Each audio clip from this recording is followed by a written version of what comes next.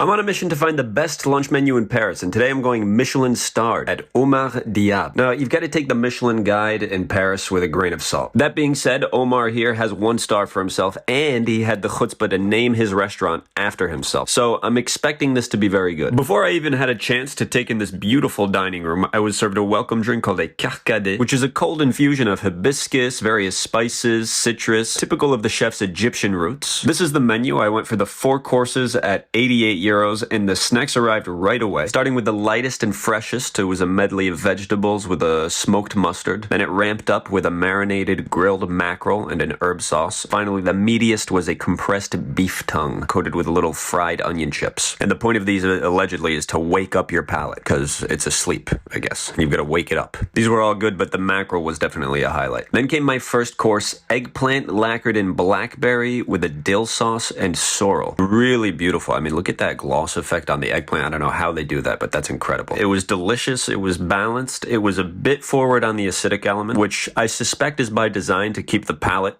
awake. The first main course was yellow pollock with a pistachio puree, toasted pistachios, spinach, and a crustacean butter sauce. Even the color palette of this dish is perfect. Now, the pistachio puree transported you right to the Mediterranean. The sauce was heavenly. The only thing that held this dish back from being a 12 out of 10 was that the fish was just slightly overcooked for my taste. Then came the duck, cooked whole in a broth of spices before being cut and finished skinned down on the barbecue with a sauce of the same plant that's used to make burlap, actually. On the side, you have a bowl of rice with the liver and heart of the duck. Duck, as we all know, is a god-tier meat, but this duck right here, this was tender, it was succulent, delicate in its flavors, and then boom, that rice was a punch of umami in depth. This is not the first time I've said this, and it certainly won't be the last, but this is probably some of the best duck I've ever had. All right, now it's time to get my palate ready for dessert. It's a constant friggin' battle with this palate, dude, I swear. This was buckwheat honey with olive oil and a little bread to mop it up, and there we go, my palate's ready. And here we have a beautiful tower of confit lemon on the bottom, honey ice cream, olive oil jam, and buckwheat crisp. I loved this thing. And again, you could taste the origins of the chef. Finally, a bonus dessert inspired by the chef's grandmother. Now, with all due respect, normally these chefs, they've all got some grandmother they want to tell you about, and it's like, dude, I get it. I love my grandmothers too. Just serve me the food and let it be good. But in this particular instance, I will say that the chef really does kind of serenade you over the course of his menu, pulling you into his world with his distinct flavors and his personal style, that in this point in the meal, you're like, dude, I get it. I understand